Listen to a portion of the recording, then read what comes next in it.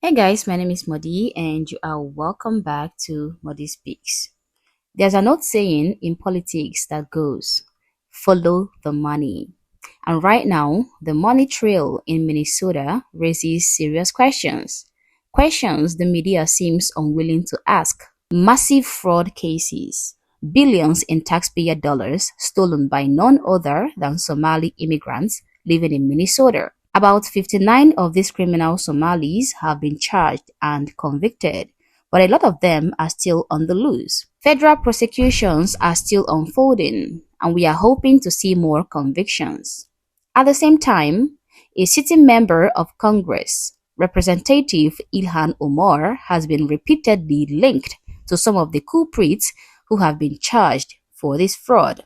She was seen in multiple photos with many of the key players. The fact that she was associated with many of these fraudsters, the fact that she was the person who introduced the bill, the Mills Act, which was used to rob and defraud American taxpayers in this Somalian scam, are factors that point to her key involvement in the scam. Now, that makes me wonder about her dramatic financial transformation in just a few short years. But guys, I'm not the only one wondering how she got so loaded in just a short time. Even Fox News seemed to be connecting the dots. Here we go. Critics are also asking why Congresswoman Ilhan Omar's husband reportedly purged key officer official details from his $25 million venture capital firm's website. Now, this move comes amid growing questions about the couple's wealth and possible connection to the welfare fraud. According to her latest financial disclosure in May, the couple's net worth surged 3,500% in just 1 year. It estimates now putting it anywhere from $6 million to $30 million. Their net worth went up 3,500%. How do you explain that? And then talk about the scrubbing on the website. That doesn't look good. What's Walz doing about that? Is he looking into this? Well, certainly not. I mean, he's certainly supportive of whatever they're doing. And this is one of the other things that we need to address is the extent to which members of Congress find themselves getting wealthy while they're in Congress. In this case, it appears by being completely in bed with all of the fraudulent activity that's going on in Minnesota. Of course, we should investigate this. Of course, should we look into what they're scrubbing from their website. I think we've got to explore this as far as we can, including potentially looking into denaturalizing and removing Ilhan Omar if she's violated our laws. Fox News is wondering what is going on, and so am I, and so are other news outlets. In fact, something shady, really shady, is going on with Ilhan Omar and her assets. How did she become wealthy all of a sudden? Ilhan Omar, before Congress, lived a fairly ordinary life. She was doing public service, advocacy work, a modest income. That was what she had. Then, after entering Congress, her financial disclosures changed significantly, from nothing to over $30 million. How does a member earning a $174,000 congressional salary accumulate substantial wealth so quickly? A pair of companies owned by Tim Minette, the third or maybe fourth husband of Ilhan Omar. I think he should be the fourth because she also married her brother. Now, these two companies have exploded in value in recent years, growing more than 20 times in under a year. Now, in 2023, Ilhan Omar disclosed evaluations of Rose Lake Capital LLC, a business firm co-founded by her husband, to be between $1 and $1,000. Then just in 2024, 1 year after that, she reported that the same company's value was now between $5 million and $25 million. What a miracle! How did that massive jump occur from under $1,000 in 2023 to $25 million in 2024? Since conservative investigators started investigating her massive jump in wealth, and since people started wondering if the congresswoman could have benefited from the multi-billion-dollar Minnesota fraud, her company has since stripped its website of all its team members' names and bios. Everything about its team members have been completely wiped and deleted off their company website. Between September and October, 9 officer and advisor details were removed from the site, including former Obama officials.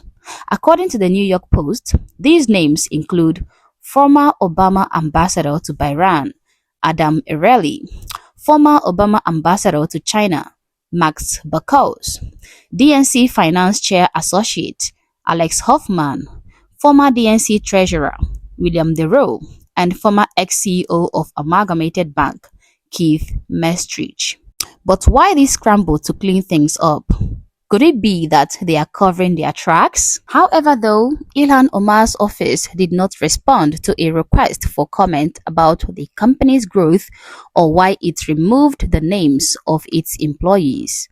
Also, something shady is going on with the other company, Screw LLC, a winery registered in Santa Rosa, California. The company first appeared on Ilhan Omar's disclosure reports in 2020 with no recorded value.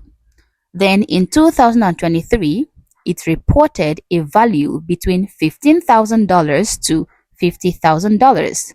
Then 1 year after that, just in 2024, it was evaluated at a whopping sum of $1 million and $5 million.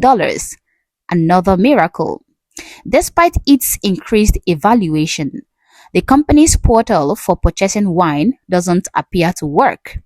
This is the dead end you meet when you click on the Buy Wine button. How weird. If the button for selling wine is not functional, then how come they are making all these millions of dollars? The company also lacks a recent social media footprint, with its last post having gone up in January of 2023. This is the Instagram page of their multi-million-dollar company. It only has 2,000 followers, with as much engagement, with as much customers as you can imagine. I mean, check out the engagement. The phone number also on their website is not in operation. I really don't know how they carry out their businesses. The National and Legal Policy Center, a conservative non-profit that monitors the ethics of liberal public officials, have confirmed it is certainly looking at the miraculous wealth of Ilhan Omar.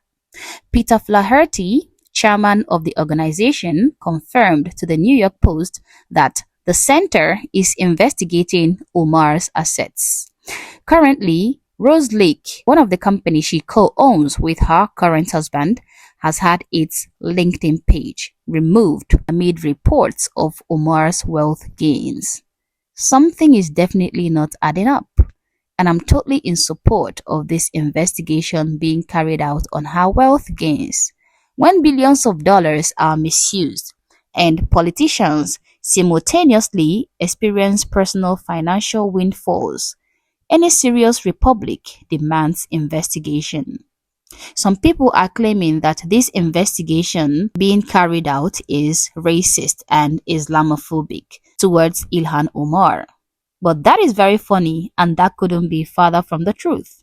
Calling for scrutiny is not an accusation. It is not a verdict. It is not prejudice. It is simply saying, show us the numbers, explain the jump, prove transparency. If everything checks out, great. If not, then accountability has to follow. That is how a republic survives. So I'm actually happy that this investigation is taking place, because honestly guys, it is high time we start seeing some arrests and some convictions. Enough of the long talk. It is time for action. As always guys, these are my thoughts and my opinions. Please feel free to share yours in the comment section below, but do so respectfully. Also, if you're not yet subscribed to this channel, honestly, I don't know what you're waiting for. Subscribe to the channel. Like and share this video to keep people informed, and consider joining my membership or buying me a coffee if you like, as a way of supporting the channel. Thank you for watching this video, and I hope to catch you on the next one. For now, peace.